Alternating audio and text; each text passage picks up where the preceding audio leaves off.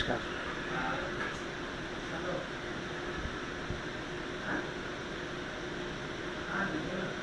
पिछले दिन जो कल हमने बात की, वो थोड़ा सा हम पुस्तकों का, विभिन्न पुस्तकों का जो जिक्र कर रहे थे, उनसे अलग हट के हमने बात की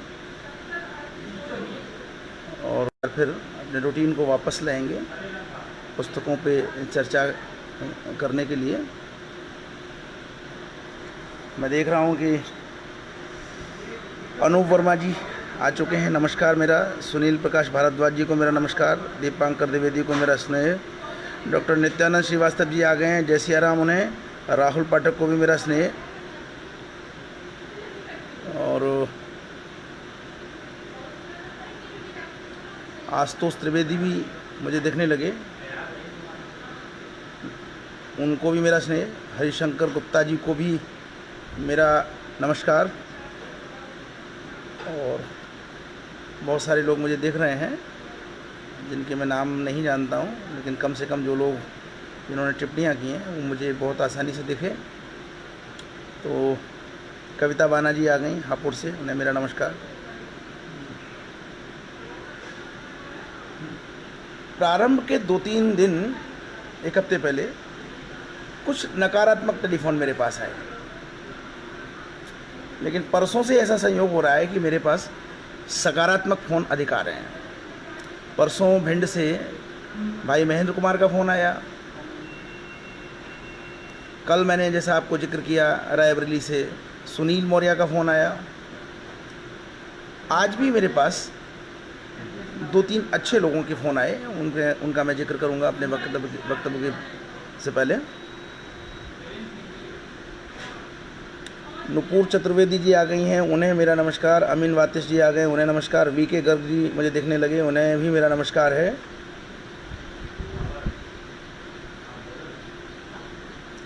आज जो एक महत्वपूर्ण बात हुई वो हुई बरेली में लब्ध प्रतिष्ठित कवि हैं डॉक्टर चैतन्य चेतन, जो अखिल भारतीय साहित्य परिषद के उत्तर प्रदेश के उपाध्यक्ष भी हैं।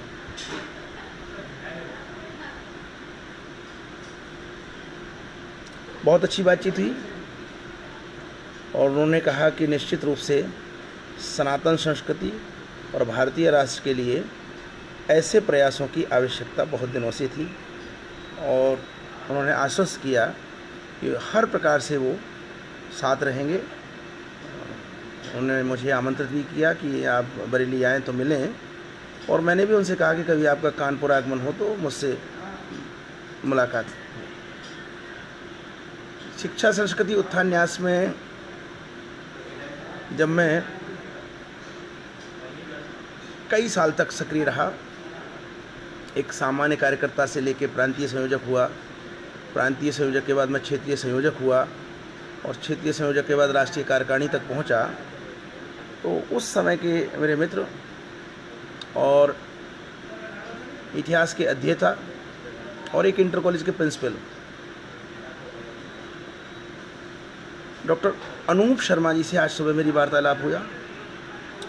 वो स्नातक का आगरा अलीगढ़ सीट से चुनाव लड़ने जा रहे हैं, बहुत कड़ी मेहनत कर रहे हैं। उन्होंने एक बहुत महत्वपूर्ण और अच्छी बात कही। उन्होंने कहा कि अगर मैं चुनाव जीतता हूं भाई साहब, तो मैं घोषित रूप से विधान परिषद में राष्ट्रवादी लेखक संघ का प्रतिनिधि होऊंगा और मैं ये चुनाव राष्ट्रवादी लेखक संघ के प्रतिनिधि के रूप में ही लड़ना चाहता हूं। मुझे ऐसे ही कार्यों की आवश्यकता है जो समाज के लिए होने चाहिए। और क्योंकि वो हिस्ट्री से ही पीएचडी हैं डॉक्टर अनूप शर्मा जी, तो हम जो कार्य कर रहे हैं उसकी गंभीरता को वो भली बात समझ रहे थे। शरद खरे जी आए हैं, उन्हें मेरा नमस्कार। राजकिशोर सिन्हा जी भी आ गए हैं, उन्हें मेरा नमस्कार। प्रीति सिंह जी को नमस्कार। अशोक मिश्रा जी को नमस्कार।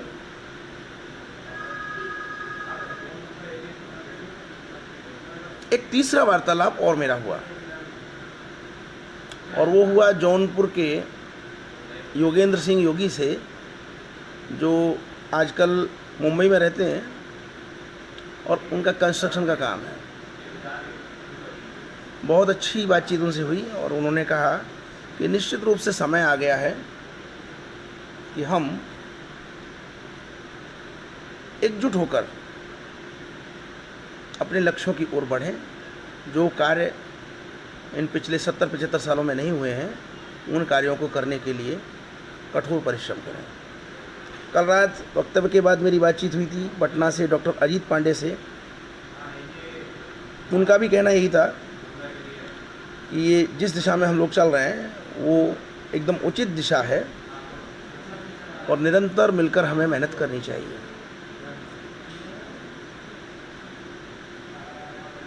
सीमा शर्मा जी मुझे नज़र आई हैं, नमस्कार कर रही हैं, मेरा भी उन्हें प्रणाम। ब्रजेंद्र सिंह जी को मेरा प्रणाम। तो ये तो बात थी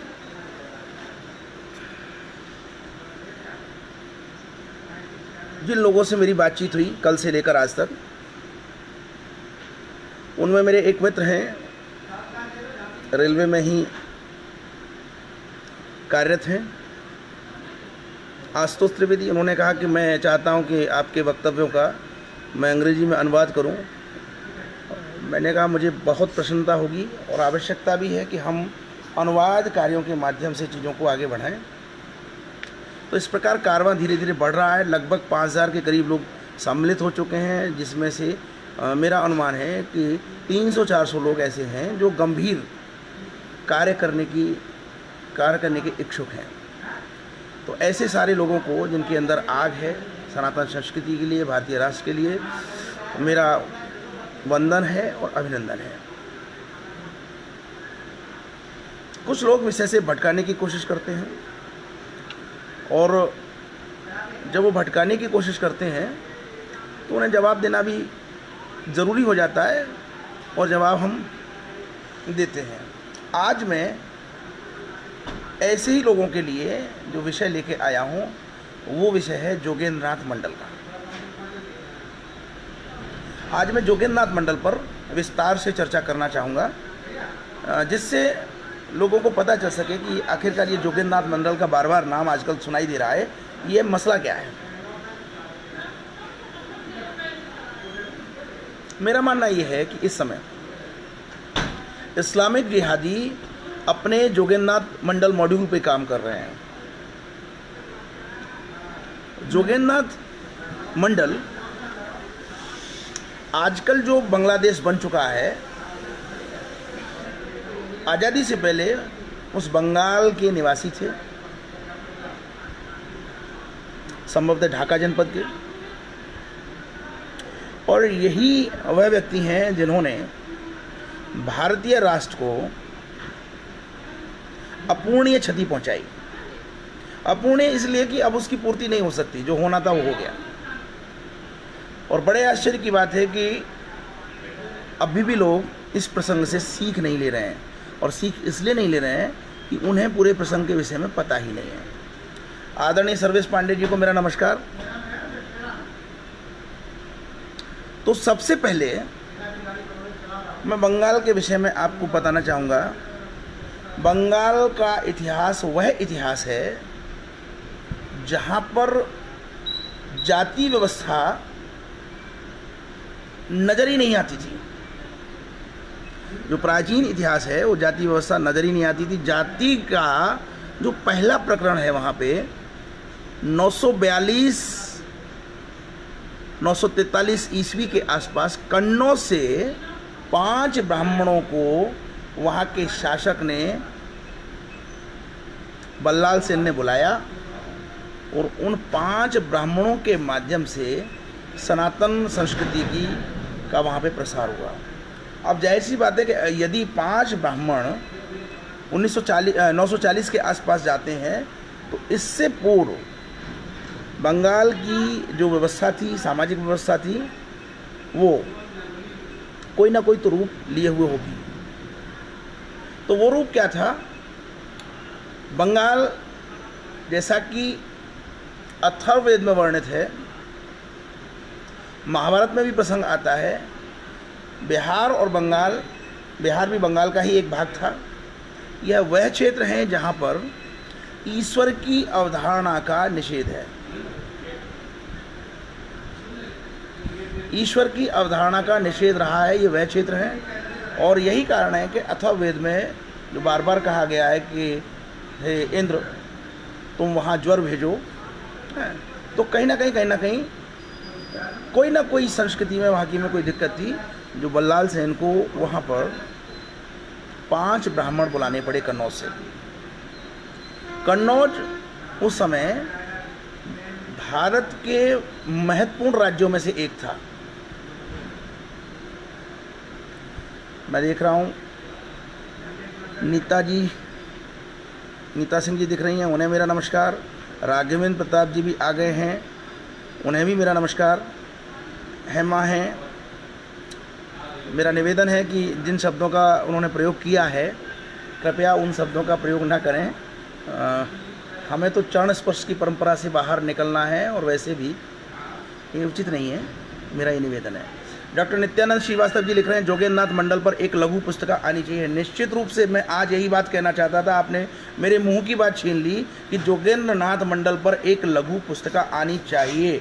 और मैं जोगेंद्र नाथ मंडल के माध्यम से मैं वह चीज़ आज आपको बताने वाला हूँ कि नैरेटिव गढ़ने के लिए तथाकथित जो नवबौद्ध हैं वो किस तरह से झूठ का सहारा लेते हैं। मैं उन्हीं की एक पुस्तक से आज आपको सिद्ध करके बताऊँगा। इस पुस्तक का नाम है, एक बार पहले भी मैं दिखा चुका हूं, बाबा साहब डॉक्टर अंबेडकर और महाप्राण जोगेंद्र नाथ मंडल। और ये संजय गजभिये नामक दलितवादी की लिखी हुई पुस्तक है। और आप अंदाज़ा लगा सकते हैं कि एक तरफ हम कुछ भी नहीं कर रहे हैं और इनकी पुस्तकों को मैं देख रहा हूँ लगभग 500 पेज की पुस्तक है। ये 504 पेज की पुस्तक है। इससे पहले भी मैंने जो आपको पुस्तकें दिखाई वो लगभग 500 पेज की पुस्तकें हैं। और इस ढंग से तथ्यों को लेकर आते हैं कि पढ़ने वाले का एक झटके में ब्रेन वॉश हो जाए। अब अगर हमारे वंचित समुदाय के युवाओं को ये पुस्तकें पढ़ने को मिलेंगी तो निश्चित रूप से कहीं ना कहीं उनका ब्रेन वॉश होता है और फिर उसके बाद जो सामाजिक वैमनस्यता का जो रूप हम देख रहे हैं वो हमारे नज़र आने लगता है। तो इसी पुस्तक में वर्णन है कि सन 950 के आसपास तक बंगाल में ब्राह्मण नहीं थे और कन्नौज से पहली बार 5 ब्राह्मण आए। और ये ब्राह्मण जो है 2 प्रकार के ब्राह्मणों में बदल गए धीरे धीरे करके। एक वैदिक ब्राह्मण जो उत्तरी भाग से आए यानी कि पश्चिमोत्तर भाग से आए, और एक पतित ब्राह्मण जो उड़ीसा और दक्षिण की तरफ से आए। यानी कि ब्राह्मणों में 2 हिस्से हो गए, वैदिक ब्राह्मण और पतित ब्राह्मण। और शूद्रों में भी 2 प्रकार के हिस्से हो गए, एक सतशूद्र और एक असतशूद्र। सतशूद्र में वैद्य एक जगह ऋग्वेद में भी जिक्र आया है कि वैद्यों को शूद्रों में माना जाता था, यानी सेवा कार्य करने वालों में माना जाता था। तो वैद्य और कायस ये सतशूद्रों में थे, और वहीं दूसरी तरफ सुवर्ण वणिक यानी कि सुनार और जोगी ये दूषित असत शूद्रों में से। और इन दोनों के बीच में से एक जाति थी नाई की। लेकिन इनके अलावा और एक वर्ग था जिसको चांडाल कहा जाता था। और ये जो पंचम वर्ण जिसको कहते हैं चांडाल को, इन चांडालों ने आगे चलकर अपना नाम नमोशूद्र रख लिया। इस प्रकार से ये नमोशूद्र की अवधारणा आई, और नमोशूद्रों में से ही एक और जाति निकल के आई परामानिक की, जो इन नमोशूद्रों के बीच में संस्कार का कार्य करते थे, नाई के रूप में या ब्राह्मण के रूप में। प्रामाणिक। अब देखिए बंगाल की स्थिति बड़ी विचित्र है। बंगाल में एक जाति है टीकादार। संयोग से अभी 6 महीने पूर्व मेरे यहाँ पर एक युवक ट्रेनिंग के लिए, रेलवे की ट्रेनिंग के लिए आया, और उसका नाम था कृष्णाधर टीकादर। तो मैं उस समय तक नहीं जान पाया कि ये टीकाधर क्या चीज़ है। बाद में मुझे पता चला कि 1796 में जब ईस्ट इंडिया कंपनी ने चेचक को रोकने के लिए जिन लोगों को टीकाकरण का काम सौंपा, उनकी संतानों को टीकादार कहा जाने लगा। यानी कि आप समझ सकते हैं कि ये मैं तथ्यात्मक बात आपको बता रहा हूँ कि 1796 में चेचक के टीके लगाने के लिए जिनको जिम्मेदारियाँ ईस्ट इंडिया कंपनी सरकार ने सौंपी, उन लोगों को टीकादार कहा जाने लगा। यानी कि हमारे यहाँ पे जाति प्रथा व्यवसाय आधारित थी, ये सबसे बड़ा उदाहरण है। टीकादार उससे पहले कोई जाति नहीं थी। अचानक 1796 में चेचक के टीकों की जब परंपरा शुरू हुई, तो जिन लोगों को सौंपा गया वो परंपरागत रूप से, पारिवारिक रूप से वो टीके लगाने का कार्य करने लगे। और बंगाल क्षेत्र में ईस्ट इंडिया कंपनी का मुख्यालय कलकत्ता में था, भारत की राजधानी कलकत्ता में थी, तो वो जो वहाँ पे जो टीका लगाने का काम था वो टीकादार करने लगे। अब इस टीकादार जाति को किसी ऋग्वेद ने नहीं बनाया, किसी मनुस्मृति ने नहीं बनाया। और जैसे नमोशूद्रों ने खुद अपनी एक जाति डेवलप की, मैंने अभी जिसका जिक्र किया परामानिक, वो नाई का भी काम करते थे और उनके संस्कारों को ब्राह्मणों का भी काम करते थे। तो ये भी कहीं किसी मनुस्मृति ने नहीं बनाई। परामानिक जो जाति है नमोशूद्रों के बीच में, ये भी किसी मनुस्मृति ने नहीं बनाई, किसी वेद ने नहीं बनाई। इन दो चीज़ों से ये सिद्ध होता है कि जो जाति बनने की प्रक्रिया है वो किसी समुदाय विशेष के द्वारा थोपी हुई व्यवस्था नहीं, अपितु समाज द्वारा स्वयं स्वीकार की जाने वाली व्यवस्था है। और इसका अनुमान हम लगा सकते हैं कि जब कृषि आधारित अर्थव्यवस्था होती है तो सारे लोग कृषि करने की हिम्मत नहीं जुटा सकते। बौद्ध धर्म में तो सीधे सीधे कृषि का निषेध है। बौद्ध धर्म कहता है कि जो जंगल में फल फूल कंद मूल हैं उनको खा के काम चलाइए, मरे हुए जानवर मिल जाए उनको खा के काम चलाइए, लेकिन कृषि नहीं करनी है। इन सब चीज़ों पे एक बौद्ध धर्म के जो मौलिक सिद्धांत हैं और बौद्ध धर्म का जो हमारी सनातन संस्कृति है, वैसे तो बौद्ध धर्म सनातन संस्कृति का ही भाग है, लेकिन जिस तरह से बौद्ध धर्म को विकसित किया गया एक अलग धर्म के रूप में बुद्ध के बाद, हमें एक आवश्यकता इस बात पे कि अंतर्विरोध किन किन विषयों पे है। मुझे बड़ा आश्चर्य होता है कि जब बौद्ध धर्म में देवताओं का वर्णन है, मैंने जब भगवान बुद्ध की जीवनी पढ़ी तो उस जीवनी का जो अंतिम दृश्य है उसमें वह कहते हैं कि आनंद हटाओ, इन लोगों को यहाँ से हटाओ, इन लोगों को एक किनारे करो, देवता मेरा अंतिम दर्शन करना चाहते हैं, अतः रास्ता बनाओ वो मेरा अंतिम दर्शन कर सकें। ये बौद्धों की बुद्ध की जो जीवनी है उसमें वर्णित प्रसंग है बुद्ध की मृत्यु के समय का। तो ये कौन से देवता थे, ये विचारणीय बात है। बौद्ध धर्म नास्तिक है या देवताओं को मानता है या किसको मानता है, ये बात समझ में नहीं आती। तो जो मुझे लगता है कि बौद्ध धर्म जो हमारी तत्कालीन परंपरा थी ईश्वर को मानने की या देवताओं को मानने की, उसका निषेध नहीं करता, अपितु केवल और केवल जो पाप पुण्य भी नहीं कहेंगे, जो जन्मों की अवधारणा है कि पिछले जन्म का हम अब भोग रहे हैं और इस जन्म का हम आगे भोगेंगे, मुझे लगता है कि केवल इस बिंदु पे थोड़ा सा अंतर है। और इसी बिंदु पे बौद्धों का जो विशेष जो लक्ष्य रहा है कि हमें जो कुछ करना है वो इसी जीवन में करना है, ये थोड़ा सा बस जो है विरोध लगता है। अन्यथा अगर हम देखें तो मूल वैदिक सिद्धांतों में और बौद्ध धर्म के सिद्धांतों में बहुत ज़्यादा अंतर नहीं है। वास्तव में बुद्ध ने तो संघ की स्थापना की थी और यह संघ ऐसा संघ था जिसमें विवाह का निषेध था, प्रारंभ में स्त्रियों का भी निषेध था और इसका कार्य केवल समाज की कुरीतियों के परिष्करण का कार्य था। तो इस प्रकार से बौद्ध धर्म की एक संरचना बनी और कहीं ना कहीं बिहार, जिसे हम बिहार आज कहते हैं, बंगाल कहते हैं, वहाँ बौद्ध धर्म बहुत ही बड़ी मात्रा में विकसित हुआ। और यही कारण है कि बंगाल के इतिहास में ब्राह्मणों का जो जिक्र है वो सन 900 के बाद आता है, उससे पूर्व नहीं। और सन 900 का अर्थ आप निकाल सकते हैं कि ये स्थिति हर्षवर्धन के भी काफ़ी बाद हो गई। यानी कि सन 900 का मतलब हुआ कि लगभग जो मोहम्मद गौरी का आक्रमण है मोहम्मद गौरी के आक्रमण के 150 वर्ष पूर्व। और या दूसरे शब्दों में कह सकते हैं कि गजनवी जिस समय पश्चिम में आक्रमण कर रहा था उस समय। तो ये जो चीज़ें हैं, जो इतिहास के बड़े रोचक प्रसंग हैं, और इन रोचक प्रसंगों से हमें भारतीय समाज को समझने की एक दृष्टि मिलती है। ऐसी चीज़ों को बाहर लाने की आवश्यकता है। अब आते हैं कि वास्तव में हमारा स्वरूप कैसा रहा होगा। अभी जब मैं मुंबई के योगेंद्र योगी जी से बात कर रहा था तो उन्होंने कहा किस प्रकार से हमारे इतिहास को विकृत किया गया है। एक बड़ा रोड बनाने में कितना समय लगता है, लेकिन छोटे से कार्यकाल में, जिसमें भी युद्ध ही युद्ध होते रहे, शेर शाह सूरी को श्रेय दे दिया गया जीटी रोड को बनाने का।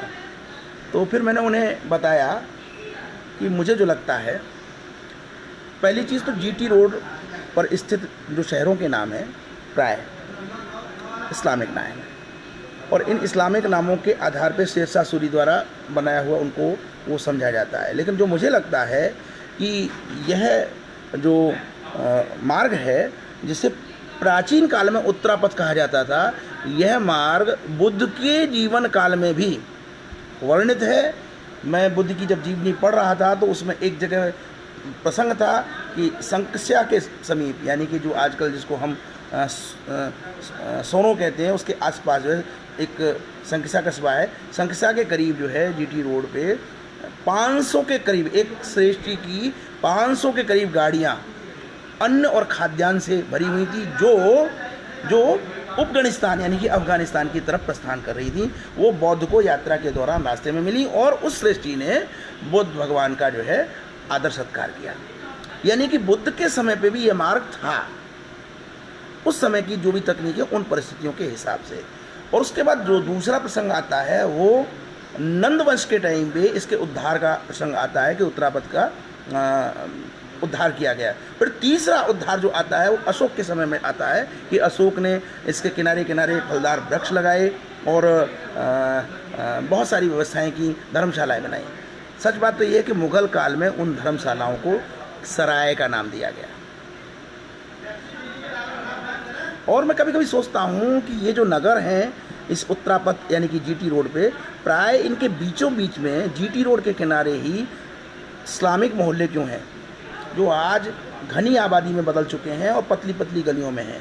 कहीं ना कहीं ऐसा प्रतीत होता है कि बौद्ध बस्तियां थीं और इस्लाम को आने के बाद ये सीधे सीधे इस्लाम में परिवर्तित हो गई, और बाद में अन्य लोगों ने आकर इनको चारों तरफ से कवर कर लिया और इस प्रकार से जो है वो शहर के बीचों बीच में आ गए। मुझे जो लगता है कि ये जो बस्तियां हैं यही मूल बस्तियां हैं बौद्धों की, जिनका जिक्र अक्सर कर साहित्य में आता है।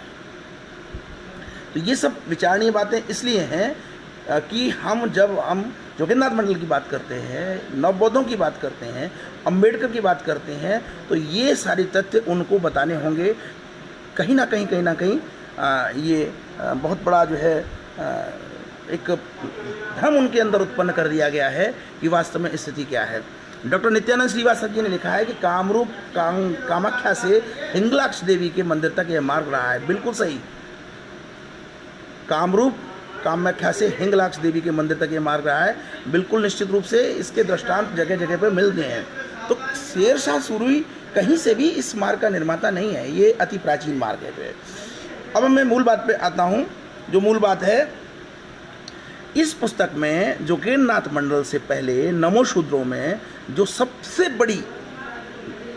बड़ी सामाजिक चेतना के जो पुरुष, जिस प्रकार से महाराष्ट्र में अंबेडकर से पूर्व ज्योतिबा फुले का नाम है, उसी प्रकार ज्योतिबा फुले के समानांतर एक नाम आता है आदर तीर्थ हरिचांद ठाकुर का। हरिचांद ये भाषांतरण के कारण थोड़ा सा हो गया है, हरिचंद। अगर हम अपने उसमें आ जाएं तो इसको हरिश्चंद का दूसरा रूप कह सकते हैं, हरिचांद ठाकुर। तो ये आदर तीर्थ हरिचांद ठाकुर 1812 में, यह लगभग वही समय है, बल्कि उनसे भी पहले का समय है, ज्योतिबा फुले से भी पहले का समय। लेकिन इस समय तक कलकत्ता में ईस्ट इंडिया कंपनी स्थापित हो चुकी थी और कलकत्ता भारत की राजधानी के रूप में कार्य कर रही थी। बंगाल प्रेसिडेंसी का मुख्यालय था वो, और वहीं पे सारी व्यवस्थाएं हो रही थी। तो हरिचांद ठाकुर ने सबसे पहले एक मतुआ संप्रदाय चलाया। जैसे ज्योतिबा फुले ने सत्यशोधक समाज चलाया, इसी प्रकार से एक मतुआ संप्रदाय चलाया। और उस मतुआ संप्रदाय में नमो शूद्र जो है वो अपने आप को पृथक उन्होंने किया। अब किससे पृथक किया, यह विचारणीय बात है। किससे पृथक किया, यह विचारणीय बात है। हम सीधे सीधे कैसे कह सकते हैं कि सनातन संस्कृति से उन्होंने अपने आप को पृथक किया। यह सनातन संस्कृति तो भारतीय संस्कृति का नाम है, यह तो समस्त मतों के समावेशी रूप में है। तो हम ये तो कह नहीं सकते कि मतुआ, या हम दूसरे शब्दों में कह सकते हैं मतुआ संप्रदाय चला। जैसे कबीर ने अपना पंथ चलाया, कबीर पंथ, इसी प्रकार से उन्होंने अपना पंथ चला दिया, मतुआ पंथ। और मतुआ पंथ में वो सारे लोग संगठित हुए। इनके पुत्र का नाम था गुरचांद ठाकुर, और गुरचांद ठाकुर ने 1847 में इनका समय है। गुरचांद ठाकुर यानी गुरुचंद्र कह सकते हैं। गुरचांद ठाकुर ने बिल्कुल समानांतर काम किया है इनके ज्योतिबा फुले के। तो हरिचांद ठाकुर उनका समय ज्योतिबा फुले से पहले का है, और गुरचांद ठाकुर का जो समय है वो ज्योतिबा फुले के समानांतर है। जाहिर सी बात है, आप देख सकते हैं कि 1812 में हरिचांद ठाकुर ने वहाँ पर ये क्रांति शुरू कर दी थी, जो वंचित समुदाय है उसके उत्थान की। तो उसके पीछे जो कारण था वो एक बहुत बड़ा कारण जो है कलकत्ता में ईस्ट इंडिया कंपनी के शासन का मुख्यालय होना, और निश्चित रूप से बंगाल को उसका लाभ मिला, और बहुत लाभ मिला। अब मैं उन चीज़ों पे आता हूँ कि ये सारे तथ्य अभी जो आ रहे हैं वो उत्थान के तथ्य हैं, लेकिन इन तथ्यों में कैसे हेराफेरी की जाती है मैं उन पे जिक्र करूँगा। इस पुस्तक में मिस्टर संजय गजभिये ने किस प्रकार से तथ्यों की हेराफेरी की है। एक स्थान पे ये कुछ तथ्य देते हैं, तो दूसरे स्थान पर इनका कोई दूसरा तथ्य आ जाता है।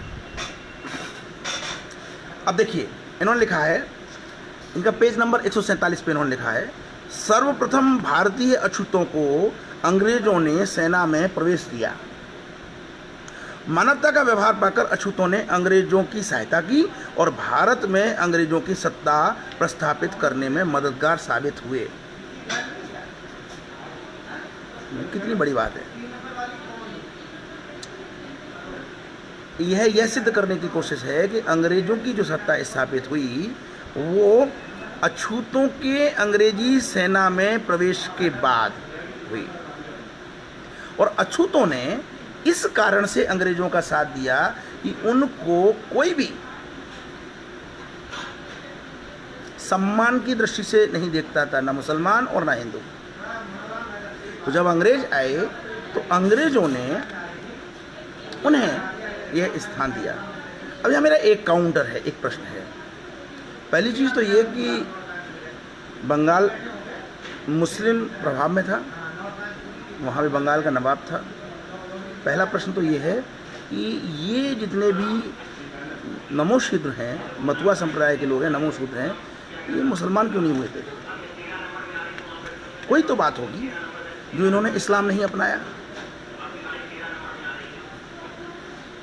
इस्लामिक अनुयायियों ने तो निरंतर लोगों को जबरन इस्लाम स्वीकार करने के लिए प्रयत्न किए थे।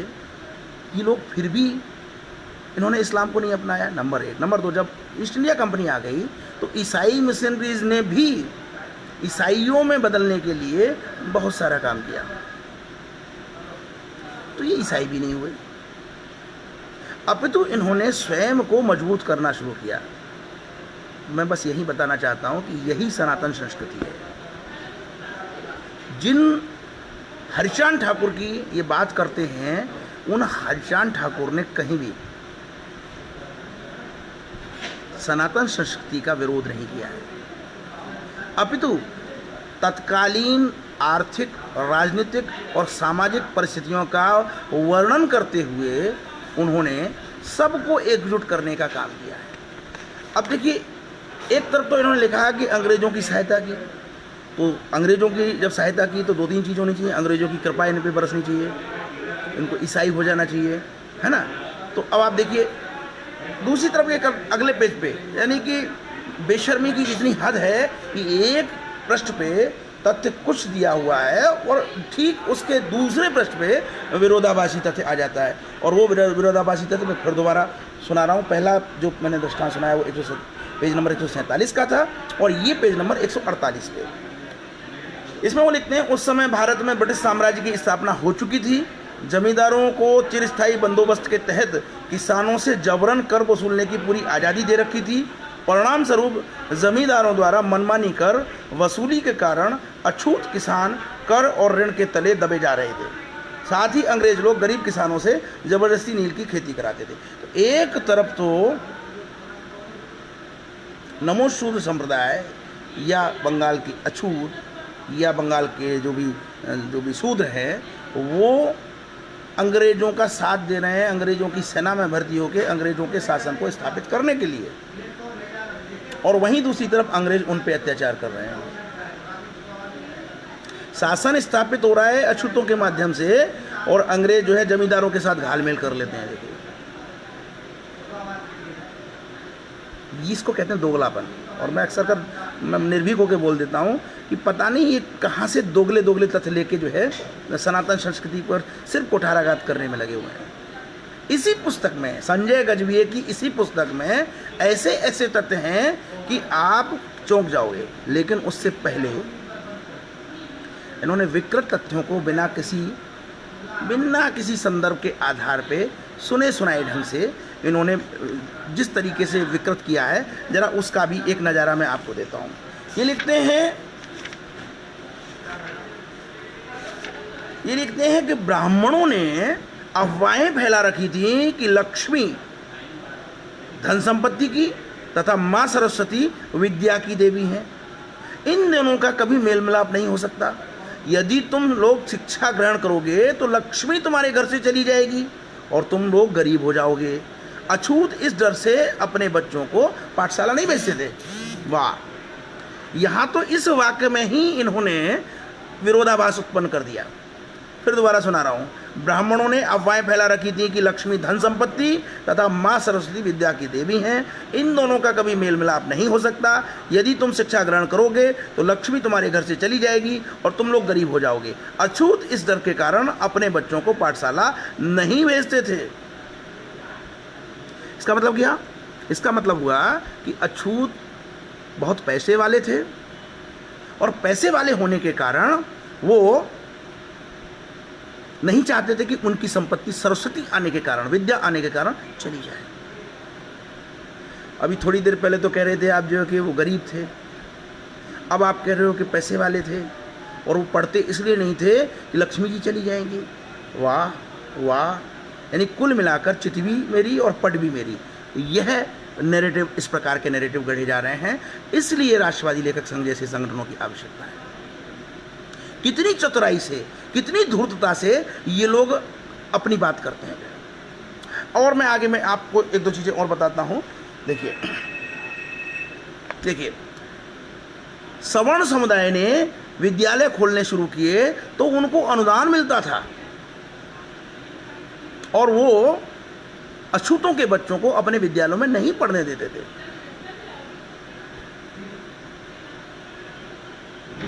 ईस्ट इंडिया कंपनी सरकार से सवर्णों के विद्यालयों को अनुदान मिलता था और वो अछूतों के बच्चों को पढ़ने नहीं देते थे। अब दूसरा तरफ देखिए, सवर्णों के विद्यालयों को अनुदान मिल रहा है। अब दूसरी तरफ देखिए, दूसरी तरफ यह है कि गुरचांद ठाकुर ने 1880 में शिक्षा संस्थान स्थापित किए और ये शिक्षा संस्थान ईस्ट इंडिया कंपनी द्वारा 1881 में छात्रवृत्ति स्कूलों में बदल दिए गए। यानी कि छात्रवृत्ति दी जाने लगी वहाँ पे 21 साल के अंदर, 1880 से 1881 तक। और बाद में यही स्कूल माध्यमिक स्कूल, इंग्लिश स्कूलों में परिवर्तित हो गए। वाह भाई वाह। अभी थोड़ी देर पहले कह रहे थे आप कि सवर्णों के विद्यालयों को ईस्ट इंडिया कंपनी के सरकार बहादुर अनुदान देते थे और वो अछूतों के बच्चों को नहीं पढ़ने देते थे। और दूसरी तरफ आप कह रहे हैं गुरचांद ठाकुर ने ये विद्यालय खोले जो 1 वर्ष के अंदर ही छात्रवृत्ति स्कूलों में बदल गए और बाद में वही स्कूल माध्यमिक इंग्लिश स्कूल में बदल गए। वाह वाह। आप समझ सकते हैं कि नैरेटिव गढ़ने की कला क्या होती है। इस मायने में देखा जाए तो हम राष्ट्रवादी जो लोग हैं बहुत ही भावुक किस्म के लोग हैं, मूर्ख किस्म के लोग हैं। हम 70-80 साल से समझते रहे कि सामाजिक समरसता स्थापित हो रही है, सामाजिक समरसता स्थापित हो रही है, लेकिन वहाँ तो कहानी कुछ दूसरी चल रही थी। आप सामाजिक समरसता के स्वप्न देखते रहिए और वहाँ कहानी दूसरी चलती रहेगी। एक सज्जन ने अभी ग्रुप में लिखा कि नहीं, सांप्रदायिकता और भेदभाव पर बहुत ज़्यादा टीका टिप्पणी नहीं करनी चाहिए। डॉक्टर रणजीत कुमार सिंह नाम लिख के आ रहा था उनके उस पर। मुझे बड़ा आश्चर्य हो रहा था कि सांप्रदायिकता क्या होती है और भेदभाव क्या होता है और उस पर क्या बात नहीं करनी चाहिए, ये उन्होंने व्याख्यायित नहीं किया। और ये जो मैं पढ़ के सुना रहा हूँ इसको क्या कहेंगे, ज़रा मुझे ये भी आप बताइएगा जो है ये चीज़ क्या है। अब मज़े की बात देखिए, 2-3 बड़े बड़े नाम हैं। कर्मयोगी गुरचांद ठाकुर ने तत्कालीन समय में पीआर ठाकुर को बैरिस्टर के अध्ययन के लिए इंग्लैंड भेजा। कर्मयोगी गुरचांद यानी हरचांद ठाकुर के जो पुत्र मतुआ मत के दूसरे गुरु, पहले संस्थापक गुरु थे वो हरचांद ठाकुर थे और दूसरे जो गुरु आए उनके पुत्र वो गुरचांद ठाकुर। तो गुरचांद ठाकुर ने उस समय पीआर ठाकुर को बैरिस्टर के अध्ययन के लिए इंग्लैंड भेजा। अब यहाँ पे थोड़ा शोध करने का विषय और गहराई तक जाने की ज़रूरत है, शोध करना पड़ेगा। ये पीआर ठाकुर थे कौन? कुल मिला के जो सरनेम है वो मैच कर रहे हैं, हरचांद ठाकुर, गुरचांद ठाकुर, पीआर ठाकुर। तो ऐसा प्रतीत होता है कि ये लगभग एक ही कुनबे और ख़ानदान के लोग हैं। अब आगे क्या लिखते हैं, एक तरफ तो इंग्लैंड तक जाने की हैसियत है, कहीं कोई कठिनाई नहीं है, वहीं दूसरी तरफ इनमें से कुछ युवा नौजवानों को उच्च शिक्षा हासिल करने के बाद भी ब्राह्मणवादी व्यवस्था के कारण सरकारी नौकरी नहीं मिल पाई। यानी कि ईस्ट इंडिया कंपनी का जो शासन था वो ब्राह्मणों के हाथ में था और वो ईस्ट इंडिया कंपनी के ब्राह्मण जो वो लोग थे करता धरता, वो सारे के सारे लोग इनको उच्च शिक्षा हासिल करने के बाद भी नौकरियां नहीं दे रहे थे। इतनी धूर्तता सीखते कहाँ से हैं लोग? अरे इनको यही नहीं पता कि तुम लोग फिर एक बार जोगेंद्रनाथ मंडल जैसे हालत पैदा करने में जुटे हुए हो। तुम उस डाली पे बैठकर उसी डाली को काट रहे हो। तुम जैसा मूर्ख कहीं समझ में भी नहीं आता है। और बड़े आश्चर्य की बात यह है, आज मैं अपने इस वक्तव्य में छिपाऊंगा नहीं,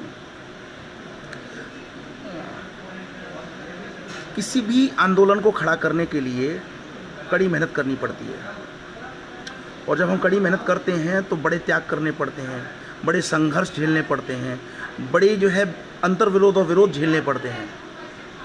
इस सब के बावजूद भी हमने जो कोशिश की, एक एक करके धीरे धीरे करके एक एक पग हम जो चले हैं, इसके पीछे एक कारण है।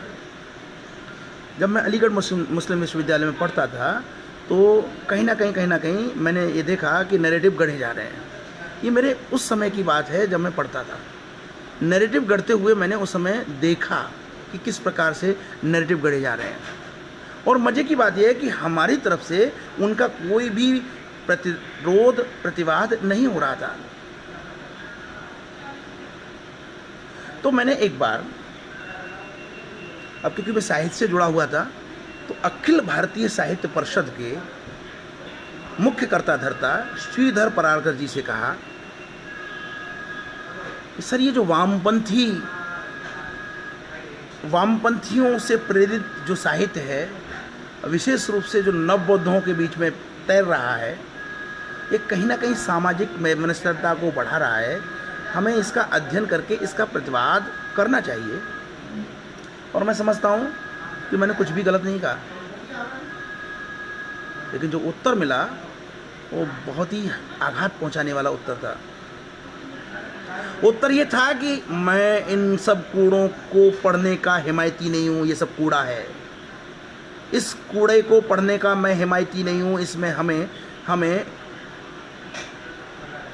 समय बर्बाद करने की आवश्यकता नहीं है। अब हम लोगों का ये हाल है, हम इस तरह से सोचते हैं। इन श्रीमान जी को यही नहीं पता कि तुम जिस कूड़े को पढ़ना नहीं चाहते हो वही कूड़ा भारत में सामाजिक समरसता की नींव को खोखला कर रहा है, सड़ा रहा है। सामाजिक समरसता को ये कूड़ा सड़ा रहा है और तुम उसकी तरफ देखना भी नहीं चाहते हो, नाक बंद करके एक तरफ दूर चले जा रहे हो। तुम्हें नहीं पता कि ये जो कूड़ा, जिसको तुम कूड़ा कह रहे हो, ये पूरी सामाजिक समरसता को खोखला कर देगा, गला देगा, और जिस समय तुम चेतोगे तब तक बहुत देर हो जाएगी। इसलिए हमें काम करने की बहुत आवश्यकता है। अब देखिए बड़े माजिए की बात, अंतर विरोधों से जुड़ा हुआ मैं एक तथ्य और आपको मैं दिखाता हूँ। ईश्वरचंद्र विद्यासागर ने उस समय बहुत सारे स्कूल खोले, और बहुत सारे स्कूल, इनकी संख्या मैं बाद में बताऊंगा, इसमें वर्णित है। एक तरफ तो रोना रोया जा रहा है, स्यापा किया जा रहा है, स्यापा किया जा रहा है, रोना रोया जा रहा है कि शिक्षा से वंचित, शिक्षा से वंचित, शिक्षा से वंचित। और वहीं ये इस पैराग्राफ में पता नहीं किस तरीके से वो लिख देते हैं, मैं देखिए उल्टा दिखेगा आपको, मैं फिर भी आपको दिखाऊंगा। मैंने रेड पेन से अंडरलाइन कर रखा है ये वाला जो पैरा है, ये अगर उल्टा थोड़ा वो समझ में आए तो समझने की कोशिश करिएगा, बाकी मैं पढ़ के सुना रहा हूँ। इसमें लिखा है विद्यासागर ने अपने जीवन काल में कुल 30-40 स्कूल ही स्थापित किए। विद्यासागर ने अपने जीवन काल में कुल 30-40 ही स्कूल कॉलेज स्थापित किए। राजा राममोहन राय और चित्तरंजन दास जैसे लोग भी बहुत कम शिक्षा प्रतिष्ठान बना सके, लेकिन गुरचांद ठाकुर ने अपने जीवन काल में 1096 स्कूल कॉलेज स्थापित किए। 1096 स्कूल कॉलेज स्थापित किए। अरे धूर्तराज, जब तुम्हारे गुरु ने, जिस व्यक्ति ने तुम्हारे संप्रदाय को आगे बढ़ाने का काम किया और उसने केवल 4 कम 1096 स्कूल कॉलेज स्थापित कर दिए, तो तुम ऐसे लोगों को जिन्होंने केवल 30-40 स्कूल, विद्यासागर जैसे लोगों ने 30-40 स्कूल बनाए, उनको पानी पी कर क्यों गालियाँ देते हो भाई? क्यों दोष देते हो भाई? जब उस जमाने में, ईस्ट इंडिया कंपनी के ज़माने में, तुम्हारे इन महाराज ने, गुरचांद ठाकुर ने 1096 स्कूल और कॉलेज स्थापित कर दिए, तो फिर काय बात का रोना है भाई? क्यों रो रहे हो भाई? किसको दोष दे रहे हो भाई? आप ही लिख रहे हो कि 940 से पहले बंगाल में ब्राह्मण नहीं थे ना। आप ही लिख रहे हो कि नमो शूद्रों में संस्कार करने के लिए उन्हीं में से परामाणिक जाति निकल कर आ गई। आप ही लिख रहे हो। आप ही लिख रहे हो कि वैद्य और कायस्थ भी शूद्रों में आते थे और उनको सत शूद्र कहा जाता था। आप ही लिख रहे हो कि असत शूद्रों में जोगी और सुवर्ण वणिक थे। सब आप लिख रहे हो और खुद लिख रहे हो कि ये ब्राह्मणों द्वारा स्थापित व्यवस्था नहीं है। बड़ा आश्चर्य होता है कि किस तरीके से लोग अपने उनको भ्रमित करते हैं। जबकि गुरचांद ठाकुर, हरिचांद ठाकुर या गुरचांद ठाकुर, पिता पुत्र दोनों हैं, उनका जो काम है निश्चित रूप से सराहनीय कार्य है। ऐसा व्यक्ति जो अपना जीवन वंचितों के उत्थान में लगा दे, वो निश्चित रूप से सराहनीय है। गौतम बुद्ध ने यह कार्य किया, वो निश्चित रूप से श्रद्धा के पात्र हैं, आस्था के पात्र हैं, नमन के पात्र हैं। इसी प्रकार से गुरचांद ठाकुर, जिन्होंने 1096 विद्यालय स्थापित किए, वो नमन के पात्र हैं। और ये नमन, मैं तो छोटा सा व्यक्ति हूँ, मेरे नमन करने से क्या होगा? उस युग में 1938 में अल्बर्ट हॉल में, यही लिख रहे हैं, मैं नहीं बोल रहा हूँ, 1938 में अल्बर्ट हॉल में कलकत्ता में गुरचांद ठाकुर के देहांत के बाद श्रद्धांजलि देते हुए नेताजी सुभाष चंद्र बोस ने कहा, गुरचांद ठाकुर एक महान क्रांतिकारी नेता थे जो पूरे जीवन पर्यंत समाज में समानता प्रस्थापित करने के लिए लड़ते रहे। यानी कि सुभाष चंद्र बोस जैसे व्यक्तित्व ने गुरचांद ठाकुर के कृतित्व को मान्यता प्रदान की और श्रद्धा सुमन अर्पित किए। तो इस बात को तो मैं शुरू से कह रहा हूँ, ये सिद्ध बात है कि भेदभाव, जातिवाद, ये नेहरू गांधी की जो जोड़ी थी उसकी वजह से है। न तो सुभाष चंद्र बोस उसके हिमायती थे कि जातिवाद और भेदभाव आगे बढ़े, और न ही वीर सावरकर इस बात के हिमायती थे कि जातिवाद और भेदभाव आगे बढ़े। इस बात को मैं सिद्ध कर चुका हूँ। और बड़ा आश्चर्य होता है कि आज भी ये लोग इस धूर्त परिवार के पीछे लगे रहते हैं, दुम चलने की तरह जो है। बड़ा आश्चर्य होता है। इस धूर्त परिवार के षड्यंत्रों को नहीं समझ रहे हैं कि वो सनातन संस्कृति को ठेस पहुंचाकर इस भारत से सनातन संस्कृति को पूरी तरह से नष्ट करने के इरादे से काम कर रहे हैं। मैं जोगेंद्र नाथ मंडल पे बोलना चाह रहा था, लेकिन जोगेंद्र नाथ मंडल की पृष्ठभूमि पर इतनी सारी जानकारियाँ इस पुस्तक में हैं, तो मेरा कल से ही मन था कि जब वो नवरत्न माली ने डिस्टर्ब करना शुरू किया मुझे, मेरा कल से ही मन था कि अब मैं इस विषय पे बोलूँगा। अभी तो जोगेंद्र नाथ मंडल का जिक्र ही नहीं आया है, अभी तो मैं इसी उस पर बात कर रहा हूँ कि आखिरकार ये जो हरिचांद ठाकुर और गुरचांद ठाकुर थे, उनके समय पे क्या प्रक्रियाएं चल रही थी। अब देखिए, इन्होंने बड़े अच्छे ढंग से, भाई किसी चीज़ का परिचय देते हैं तो एक पूर्व पीठिका बनाई जाती है, तो हरिचांद ठाकुर और गुरचांद ठाकुर का जब परिचय देने के लिए पूर्व पीठिका बनाई, तो उस पूर्व पीठिका को किस प्रकार से बनाया गया, जरा मैं पढ़ के सुनाता हूँ, वो सुनिएगा। धर्म के नाम पर नवविवाहित दुल्हन को सुहागरात होने से पूर्व पंडित और ब्राह्मण प्रसाद के तौर पर प्रथम रात्रि को अपने पास रख लेते थे। असहाय, निष्पाप, निष्कलंक बहनों को दरिंदों और पाखंडियों की हवस का शिकार होना पड़ता था। नवविवाहित विधवाओं को जलती हुई आग की लपटों में झोंक दिया जाता था। यानी कि हिंदू धर्म में, सनातन संस्कृति में जिन चीज़ों को, मध्ययुगीन जिन प्रथाओं को उसी समय राजा राम मोहन राय जैसे, ईश्वरचंद्र विद्यासागर जैसे लोगों ने उखाड़ फेंका, उन चीज़ों का भी प्रयोग ये अपने संदर्भ में कर रहे हैं, अपने लिए सहानुभूति जुटाने के लिए कर रहे हैं। और ये इतना ही नहीं किए, ये कहते हैं कि हरिचांद ठाकुर से 300 वर्ष पूर्व नदिया में चैतन्य महाप्रभु का जन्म हुआ और वो समाज की जात पात की व्यवस्था से वो भी दुखी हुए।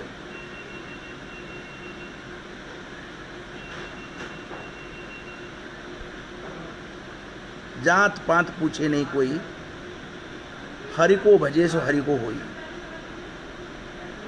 ये हमारी मध्ययुगीन परंपरा है, और उसी परंपरा में चैतन्य महाप्रभु का नाम आता है। चैतन्य महाप्रभु ने उस समय भक्ति पर जोर दिया। अब निश्चित रूप से उस समय की अर्थव्यवस्था और उस समय की सामाजिक व्यवस्था जैसी होगी, व्यक्ति वैसा ही लक्ष्य सामने रख के चलता है। अगर उन्होंने कहा, चैतन्य महाप्रभु ने, कि जात पात का कोई महत्व नहीं है, तो उस समय की सामाजिक परिस्थिति में ये बहुत बड़ी बात है। भक्ति के लिए उन्होंने सबके द्वार खोले, ये बहुत बड़ी बात है। लेकिन यहाँ तो वो भक्ति के द्वार जो खोल रहे थे चैतन्य महाप्रभु, ईश्वर की आराधना में लोगों को लगा रहे थे, उस पर भी प्रश्न चिन्ह है। उन्होंने लिखा आगे कि इसे समाप्त करने के लिए इन्होंने वैष्णव धर्म की स्थापना की। हरिनाम संकीर्तन के माध्यम से इन्होंने समाज की विषमता को खत्म करने का प्रयास किया, जो मूलतः असफल रही। समाज की चातुर्वर्ण व्यवस्था एवं सामाजिक कुसंस्कार को उन्होंने स्वीकार किया। वेद, पुराण, गीता, महाभारत आदि जो समस्या की जड़ थे, वेद, पुराण, अब आदरणीय डॉक्टर नित्यानंद श्रीवास्तव जी, आदरणीय डॉक्टर सर्वेश पांडे जी, आशीष कंदवे जी भी मुझे नज़र आ रहे हैं, उन्हें मेरा नमस्कार है। डॉक्टर सीमा शर्मा जी भी नज़र आ रही हैं, उनको भी मेरा नमस्कार है। आप सारे मनीषियों से मेरा निवेदन है कि ये देखिए किन शब्दों का प्रयोग किया जा रहा है सामाजिक वैमनस्यता को बढ़ाने के लिए।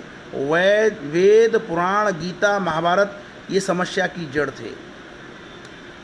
इनके खिलाफ चैतन्य महाप्रभु ने कोई आवाज़ नहीं उठाई। यानी कि चैतन्य महाप्रभु को वेद, पुराण, गीता और महाभारत के विरुद्ध आवाज़ उठानी चाहिए थी। इनका काउंटर इस बात का है कि चैतन्य महाप्रभु ने वेद, पुराण, गीता और महाभारत के विरुद्ध आवाज़ नहीं उठाई। केवल हरिनाम से ही समाज के अछूतों की मुक्ति की बात की। वैष्णव धर्म की स्थापना से पंडित एवं ब्राह्मणों को साधु बनाने का और अछूतों पर जुल्म ढाने का एक नया हथियार मिल गया। यानी कि चैतन्य महाप्रभु ने जो कुछ भी किया वो भी शूद्रों के प्रति एक अत्याचार उत्पन्न करने वाला किया। ये नैरेटिव है। अब न तो ईश्वरचंद्र विद्यासागर के प्रति जो इनके अनुयायी हैं उनके मन में श्रद्धा आएगी, न राम मोहन राय के प्रति मन में श्रद्धा आएगी, न चैतन्य महाप्रभु के प्रति मन में श्रद्धा आएगी। श्रद्धा किसके लिए आएगी? किसी के लिए श्रद्धा नहीं। बस एकजुट हो और सत्ता को हथियाओ, एकजुट हो और सत्ता को हथियाओ। केवल इस एकमात्र सूत्र पे काम हो रहा है और इसी सूत्र पे जोगिंद्रनाथ मंडल चल रहे थे। और तब उन्होंने आज जो ये नारा लगता है जय भीम और जय भीम का, इसी तर्ज पे चलते हुए मुस्लिम लीग और शेड्यूल कास्ट फेडरेशन का गठबंधन कराया। उस गठबंधन के 1946 के मत संग्रह के दौरान एक मुश्त वोट डाला। एक मुश्त वोट डालने का परिणाम ये हुआ कि बहुत सारा हिंदू बाहुल्य क्षेत्र पाकिस्तान में चला गया। और उसके बाद वो जो 19% के करीब जो दलित संप्रदाय के, वंचित संप्रदाय के लोग पाकिस्तान में रह गए, आज वो मुस्लिम बन चुके हैं। मात्र 1 या 1.5% शेष रहे हैं। उन पर भी अत्याचार हो रहा है। आए दिन टेलीविज़न पर आप खबरें देखते होंगे, समाचार पत्रों में खबरें देखते होंगे, उन पर भी अत्याचार हो रहा है। उनको भी मुस्लिम धर्म अपनाने के लिए प्रेशर, दबाव बनाए जा रहे हैं। और वह जो जोगिंद्रनाथ मंडल, मैं पहले भी बता चुका हूँ, वह जोगिंद्रनाथ मंडल पूरे 15 वर्ष 1953 से लेकर और 1968 तक भारत में, पश्चिम बंगाल में 24 परगना ज़िले में एक गांव के अंदर 15 एकड़ ज़मीन पर खेती करते हुए मुंह छुपा कर जिए। वह महाप्राण जोगिंद्रनाथ मंडल 15 वर्ष तक मुंह छुपा के जिए। कभी भारत की राजनीति में प्रवेश नहीं कर पाए। फिर कभी उन 15 सालों में दलितों की आवाज़, वंचितों की आवाज़ नहीं बन पाए, क्योंकि उन्होंने जो कुकृत्य किया था वह। अब ये लोग ईश्वर को तो मानते नहीं हैं। हम एक झटके में कहते ईश्वर माफ़ नहीं करेगा, लेकिन जो ईश्वर को मानता ही नहीं है उसके लिए आप क्या कहोगे? ईश्वर माफ़ नहीं करेगा। मैं तो ये कहूँगा कि आगामी आने वाली पीढ़ियाँ माफ़ नहीं करेंगे। लेकिन समस्या है कि न तो मैं ईश्वर के लिए कह सकता हूँ, न आगामी आने वाली पीढ़ियों के लिए कह सकता हूँ, क्योंकि आगामी जोगिंद्रनाथ मंडल की आगामी जो आने वाली पीढ़ियाँ, यानी कि जो वर्तमान की पीढ़ियाँ हैं, वो भी उसी रास्ते पर चल रही हैं। बिना संकट को समझे बड़ा ये बड़ी दुविधा है कि हम जोगिंद्रनाथ मंडल के कृत्यों के लिए कुछ भी, एक भी वाक्य नहीं बोल सकते। न तो हम ये कह सकते कि ईश्वर उन्हें क्षमा नहीं करेगा, क्योंकि वो ईश्वर को मानते ही नहीं, और ना हम ये कह सकते कि आगामी आने वाली पीढ़ियां उन्हें क्षमा नहीं करेंगी, क्योंकि आगामी आने वाली पीढ़ियां जो वर्तमान में आ चुकी हैं वो क्षमा करना तो बहुत दूर की बात है, उसी रास्ते पर चल रही हैं। ये है संकट नैरेटिव्स का, और निश्चित रूप से कड़ी मेहनत करने की आवश्यकता है हमको। अब इन्होंने, देखिए, अभी मैंने राजा राम मोहन राय का नाम लिया, ईश्वरचंद्र विद्यासागर का नाम लिया, चैतन्य महाप्रभु का नाम लिया, लेकिन इनको शांति यहीं नहीं मिल रही है और आगे बढ़ रहे हैं। अब अगला नंबर है रामकृष्ण परमहंस देव का। अब ये लिखते हैं कि रामकृष्ण परमहंस देव के धार्मिक अंधविश्वास ने समाज को सुधारने की बजाय ब्राह्मणवादी ताकतों के शिकंजे में फंसाने का काम किया। ज्ञान विज्ञान के बदले अछूतों को ज्ञान विज्ञान, ओहो, सारे वैज्ञानिक इस पृथ्वी के इन्हीं में तो पैदा हुए हैं। इस तरीके से ज्ञान विज्ञान शब्द का नाम दिया जाता है कि जैसे सारे वैज्ञानिक इन्हीं में पैदा हो रहे हैं। अभी जुकाम आ जाएगा तो जुकाम के लिए, या कोई भी बीमारी आ जाएगी तो बढ़िया डॉक्टर ढूंढेंगे, उस समय जातिवादी नहीं देखेंगे, उस समय जाति याद नहीं आएगी। अरे भैया, अब तो 70-80 साल हो गए और ब्रिटिश काल से ही आप पढ़ते आ रहे हो, हाँ बनाओ ना, अच्छे लोग पैदा करो ना, कौन रोक रहा है भाई? कोई रोक रहा है? जब 1096 विद्यालय गुरुचांद ठाकुर स्थापित कर सकते थे तो आज क्या परेशानी आ गई है? आप भ्रष्ट सरकारों के भरोसे चलोगे? ये सरकार तो इतनी भ्रष्ट है, आप तो उनका सरलीकरण कर देते हो कि सवर्ण अपने बच्चों को इंग्लिश मीडियम स्कूलों में पढ़ा लेते हैं। मध्यम वर्ग के जो लोग हैं अपने बच्चों को इंग्लिश मीडियम स्कूलों में जब पढ़ाते हैं तो लुटते हैं, तिल तिल करके रोते हैं। फीस जमा करने की स्थिति नहीं होती है, जैसे तैसे फीस जमा करते हैं। पूरी की पूरी शिक्षा व्यवस्था ध्वस्त हो चुकी है। और आप उस ध्वस्त शिक्षा व्यवस्था में भी आप अपना नैरेटिव ढूंढ लेते हैं कि हाई कास्ट के बच्चे, सक्षमों के बच्चे प्राइवेट स्कूलों में पढ़ते हैं और सरकारी स्कूल जो वंचितों के लिए छोड़ दिए गए हैं वो दुर्दशा हो रही है, जिससे कि वंचितों के बच्चे न पढ़ पाएँ। तो वंचित भाई साहब आप ही अकेले नहीं हो, जिनको आप सामान्य जातियां कहते हो उनमें भी गरीबों की संख्या पर्याप्त है।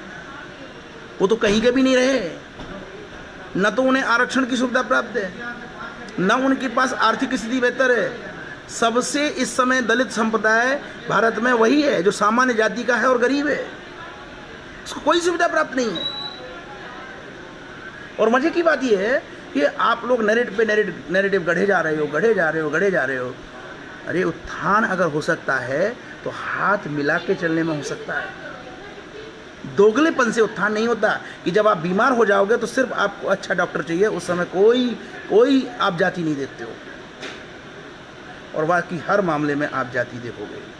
इतिहास के मामले में आप जाति देखोगे, संस्कृति के मामले में आप जाति देखोगे, धर्म के मामले में आप जाति देखोगे, सरकारी नौकरी के मामले में आप जाति देखोगे, राजनीति में आप जाति देखोगे। कोई ऐसा क्षेत्र नहीं है जहाँ पे राजनीति नहीं देखोगे, केवल एक क्षेत्र को छोड़ के, और वो क्षेत्र है जब बीमार होते हो तब।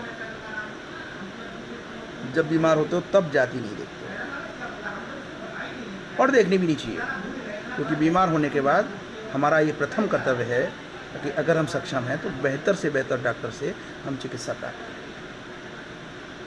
हमें इस पे कोई आपत्ति नहीं है। हमें आपत्ति सिर्फ इस बात पे है कि केवल एक मामले में आप जाति त्यागते हो, बाकी किसी मामले में आप जाति त्यागते ही नहीं हो। इन्होंने रामकृष्ण देव परमहंस के लिए लिखा है कि रामकृष्ण परमहंस देव के धार्मिक अंधविश्वास ने समाज को सुधारने की बजाय ज़्यादा ब्राह्मणवादी ताकतों के शिकंजे में फंसाने का काम किया। ज्ञान विज्ञान के बदले अछूतों को केवल धर्म के सहारे ही उन्नत करने का असफल प्रयास किया, जो मूलतः गलत है। इस कारण उन्हें संदेह की नज़र से देखा जाता है। उनके शिष्य स्वामी विवेकानंद ने भी उसी काम को अंजाम दिया, इसलिए स्वामी विवेकानंद का प्रयास भी पूर्णतः असफल रहा। तो भाई साहब, किसका प्रयास सफल हुआ है ये भी तो बता दीजिए, किसका प्रयास सफल हुआ है? वैमनस्यता फैलाने से तो किसी का प्रयास सफल होने वाला नहीं है। कई बार मैं बता चुका हूँ आंकड़े देकर कि अगर हम आपके फॉर्मूले मान लें और आरक्षित जातियाँ अगर 60% हैं, वैसे तो 50% का वो दिया, लेकिन 60% से ज़्यादा नहीं है। 18% मुसलमान, 18% सामान्य जातियाँ और 4% में अन्य धर्म, 40% तो ये एक तरफ है अनारक्षित। इस अन्य धर्म में सिख धर्म शामिल है, जैन धर्म शामिल है, पारसी धर्म शामिल है, ईसाई धर्म शामिल है। 60% जो बचे वो 50% आरक्षण को प्राप्त कर रहे हैं। इस 50% आरक्षण में कितनी नौकरियां हैं? सरकारी नौकरियों की संख्या आप अगर तुलना कैलकुलेशन करेंगे तो लगभग 2-3 करोड़ है, उससे ज़्यादा नहीं है। इन 2-3 करोड़ नौकरियों में अगर आप पूरी भी ले लो तो भी 135 करोड़ में 60% लगभग 83 करोड़ होता है। बाकी 80 करोड़ का क्या होगा, ज़रा ये भी सोच लो। कभी 80 करोड़ जिनको जो आरक्षण प्राप्त नहीं कर सकते हैं, उन 80 करोड़ लोगों के बारे में भी सोचते हो आप लोग? कोई कार्यनीति है उन 80 करोड़ लोगों के लिए? और ये केवल एक ही चीज़ से संभव है, जब हम सारे लोग हाथ मिला के शिक्षा के सुधार पे कार्य करें, आर्थिक सुधारों पे कार्य करें, तब तो ये संभव है। अन्यथा आप युगों युगों तक रोते रहिए, जोगेंद्रनाथ मंडल बनकर अपनी आबादी को ज़्यादा से ज़्यादा इस्लाम में परिवर्तित कर सकते हैं। उससे ज़्यादा कोई उपलब्धि आप हासिल नहीं कर सकते। यह लिख के रख लीजिए कहीं कि आप जिस रास्ते पे चल रहे हैं वो रास्ता केवल इस्लाम की तरफ जाता है और कहीं नहीं जाता। और ये पुनरावृत्ति एक बार नहीं, कई बार हो चुकी है। इस देश में ये पुनरावृत्ति कई बार हो चुकी है। अक्सर लोग ऐसे नैरेटिव गढ़ते हैं, कोई कहेगा कि साहब उन भीलों का तो नाम कहीं इतिहास में आता ही नहीं है जिसने राणा प्रताप का साथ दिया। यहाँ इम्पोर्टेंट ये नहीं है कि उन भीलों का नाम नहीं आता है जिन्होंने राणा प्रताप का साथ दिया। राणा प्रताप के साथ बहुत सारे क्षत्रिय सैनिक भी थे, उनका भी नाम नहीं आता है। बहुत सारे अन्य जातियों के लोग भी थे, उनका भी नाम नहीं आता। नाम इस प्रकार से नहीं आता। अगर ये लिख दिया कि राणा प्रताप का भीलों ने जमकर साथ दिया, तो ये अपने आप में भीलों के लिए सम्मान की बात है। और उस समय उन भीलों ने निश्चित रूप से राष्ट्रीय एकता का जो तत्व है उसका प्रदर्शन किया। आपकी तरह से गाल नहीं बजाए। मुझे बड़ा आश्चर्य हुआ कि जब मैंने अखबार में एक खबर पढ़ी कि उदयपुर जिले में आज भी भील समुदाय सरकारी सहायता नहीं लेता है, वो परिश्रम करने के बाद धन ग्रहण करता है। ये आज भी उनकी परंपरा चली आ रही है। आप चौंक जाएंगे। और यही चीज़ें ऐसी हैं जो आश्वस्त करती हैं कि अगर हम राष्ट्रवादी एकजुट हो जाते हैं, मिलकर काम करते हैं, तो ये मुट्ठी भर जो विश्वमन का कार्य कर रहे हैं लोग, ये किनारे हो जाएंगे। और इस कार्य के लिए हमको अपने वंचित साथियों को, चाहे वो किसी भी जाति के हों, उनका साथ देना होगा।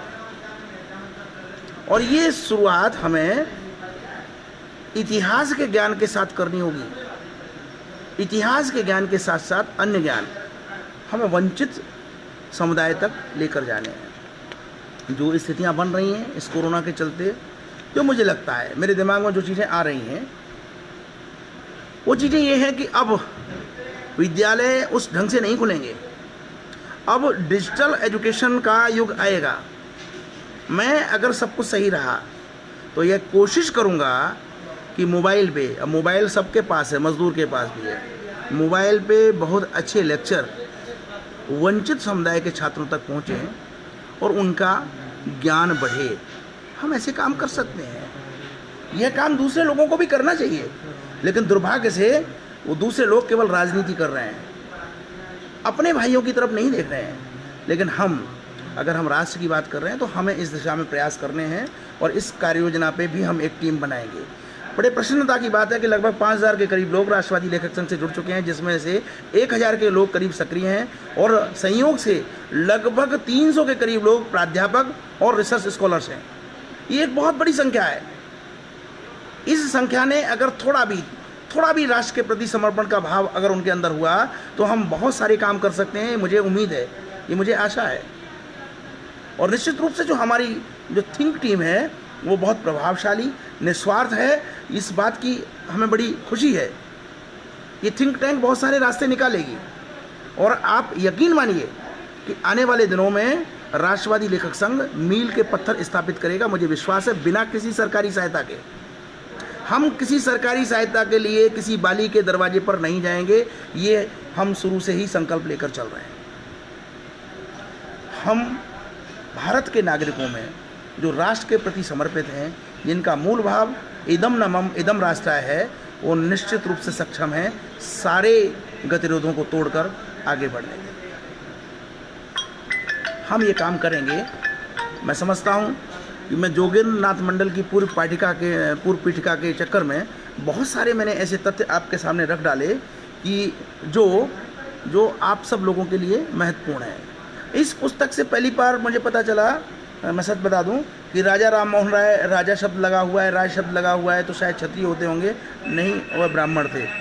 इस पुस्तक के माध्यम से मुझे पहली बार पता चला कि रविन्द्रनाथ ठाकुर शायद क्षत्रिय होंगे ठाकुर शब्द से ना, लेकिन वह भी ब्राह्मण थे। तो ये बहुत महत्वपूर्ण बात है कि जो बंगाल की जो व्यवस्था है वो एक अजीब ही तरह की व्यवस्था है। अध्ययन में उत्सुकता उत्पन्न होती है और जिज्ञासाएँ उत्पन्न होती हैं। हमें उस पर काम करना चाहिए। और यहाँ जब मैं इसका अध्ययन कर रहा था तो मुझे लगा कि हमें हमारे प्रांतों की जो सांस्कृतिक स्थितियाँ हैं, हमारे उत्तर भारत के युवा लिंगायत क्या हैं या दूसरे और समुदाय को क्या हैं अभी नहीं जानते हैं, या जैसे राजस्थान में विश्नोई संप्रदाय है उसके विषय में बहुत ज़्यादा नहीं जानते हैं। तो हमें इन सब चीज़ों पे भी काम करना चाहिए कि हमारी संस्कृति, हम मोटी तौर पे ये समझ लेते हैं कि बस ये हिंदू और ये राजपूत है, ये ब्राह्मण है और ये है। ऐसा नहीं है। हमारी संस्कृति बहुसंस्कृति है। इसी सनातन संस्कृति के अंतर्गत बहुसंस्कृति जो जो समन्वित है, हमें इस पे काम करके हमें अपने युवाओं के बीच में और छात्रों के बीच में लाने की ज़रूरत है। और निश्चित रूप से हमारी टीम बहुत बड़ी टीम है, मजबूत टीम है, काम करेगी और काम होगा। ये युग अब सड़क पे आंदोलनों का युग नहीं रहा है, ये युग सूचना का युग हो गया है। अब हमारे बीच में अधिकांश संपर्क मीडिया पर, सोशल मीडिया पर होना है आने वाले भविष्य में। हमें इन परिस्थितियों का लाभ उठाना है, क्योंकि हम पहले पिछड़ जाते थे। कुछ लोग जाति के नाम पे, पैसे के नाम पे भीड़ जुटाते थे, रैलियां करते थे, लाखों लोग इकट्ठे होते थे और लगता था कि भारत यही भारत है। वस्तुतः वो भारत नहीं होता था। भारत तो जगह जगह बिखरा हुआ भारत है। इस बिखरे हुए भारत को इकट्ठा करने की आवश्यकता है। और मैं उम्मीद करता हूं कि जो हमारे वंचित समुदाय के जागरूक युवा हैं, उन परिस्थितियों को समझें, भ्रम से निकलें, मिलकर काम करने की प्रवृत्ति विकसित करें और मिलकर बाकी वंचितों के उत्थान के लिए काम करने के लिए कृत संकल्पित हों।